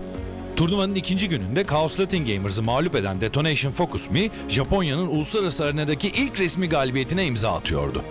Detonation takımı zafere çok yakın. Vayne kendisini çok iyi korurken Vladimir'in ve Sejuani'nin tüm çabaları boşa gidiyor. IWC'nin ardından ülkesine dönen takım, rakiplerinin kadro değişiklikleriyle güçlendiği mevsimde Ozone Rampage'in gerisinde kalarak kendine ikinci sırada yer bulabildi.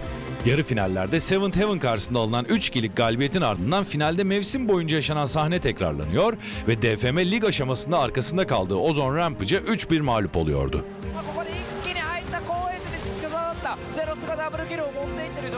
Finali kaybetmesine rağmen dünya şampiyonası şansı devam eden Detonation FocuMe, Ozone Rampage ile Wildcard elemeleri bileti için karşılaştı. Bu mücadeleye kadro değişiklikleri damgasını vurdu. Yıldız nişancı Yutapon eski rolü olan üst koridora geçerken destek oyuncusu Rokenya ise nişancı rolüne geçti. その前回のLJL で、オゾンランページという強力なチームと戦って、その時に、僕がいない状態で戦った時には負けて、ロースターチェンジが必要ということで、ユタポンをトップに置いて、ロケニア選手を ADC に置いて、サポートに僕が入りました。 そうですね、トップレーンに戻ること自体は、僕個人とかじゃなくてチーム全体でいろいろな試しをしてこういった結果になって、これが一番いいとチームで判断したために僕がトップレーンに戻るっていう結果になりました。 Geçtiğimiz mevsim finalinde ve IWC'de sürpriz şekilde oynadıktan sonra asıl rolü olan analistliğe geri dönen Kazu X'de ise final zamanı bir kere daha sahne alacaktı. 5 maçlık final serisinde 2-0 geriye düşen Detonation FocuMe hatalarından ders çıkarmayı bildi ve inanılması güç bir başarı imza atarak üst üste 3 maç kazandı. Artık kaybetti denildiği anda herkes şaşırtarak inanılmaz bir azim gösteren Detonation FocuMe aynı etkiyi uluslararası arenada da yaratmaya çalışacak. 今回戦う相手が、ダークパッセージと、チーフと、バンコクタイタンズの中で多分一番強いのはダークパッセージかなと思います。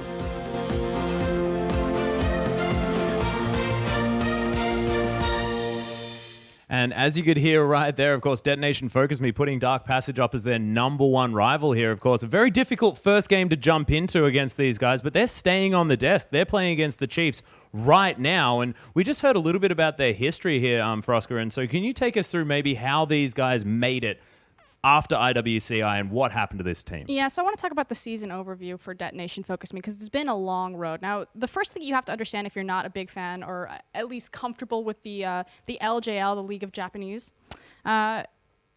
Japan has 6 teams. They play their regular season. It's 10 rounds, so they play 10 games in their regular split. I mean, you compare that to something like the LPL where each team is playing 44 games, just massive discrepancy in a lot of the exposure and field time that they're going to get compared to the other international wildcard regions. Just the growth and the strength of that region so far to come out so strong against Detonation or Dark Passage in the initial, 10 to 15 minutes is just a testament to how far Japan has come as a region. Now, how Detonation FocuMe ran is they've always been a very strong team. They have 2 squads. They have Rabbit 5 and they have FocuMe, so naturally the stronger squad representing them here. Their big rivals this time around were Ozone Rampage. Now, over the course of their 10-game season, they never once beat Ozone Rampage, and then they continued to lose to them in the grand finals. So Detonation FocuMe are actually representing Japan here, losing the finals in their region, but for the seasonal qualifier for the international wildcard, they finally beat Ozone Rampage in a reverse sweep in a very dramatic fashion. Yeah, and that was after losing 5 games in a row, if you include the split and that series right there. So really scary stuff for them to be up against, and they just said, okay, we don't mind. We're just going to be able to do it.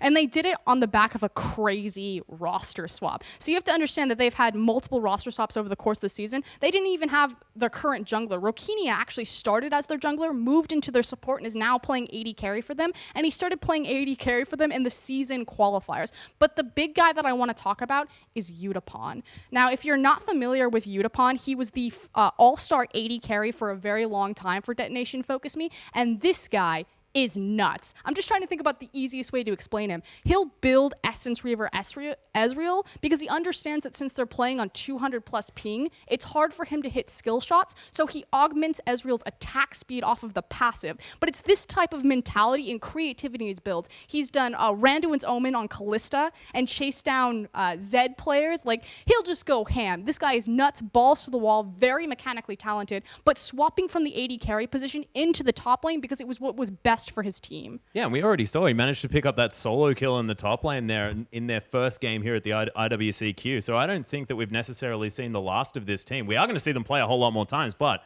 I believe that they will be able to make a little bit more of a dent maybe on this international tournament than they would have otherwise in the IWCI. No, I completely agree. Again, just the growth from the last time that we saw them at the international wildcard to now is night and day. And what they've taken back to the strength of the region. I mean, you saw in the video itself, Detonation FocuMe, they dominated Japan last year.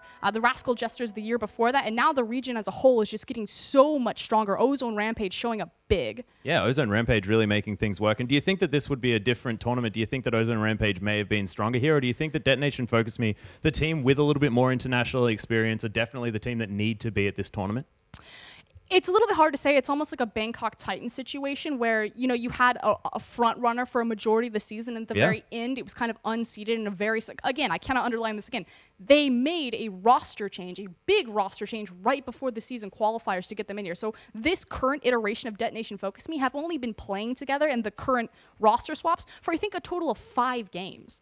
Yeah, it's just Well, ridiculous. I guess that's half their season. Well, yeah, that's a good point. But look, it's a little bit more time than that for Oscar, and so it does make a whole lot of sense. But, ladies and gentlemen, we are going to throw it back to Sutter and friends on the caster desk to get us into our next game. Why are we always friends, man? We're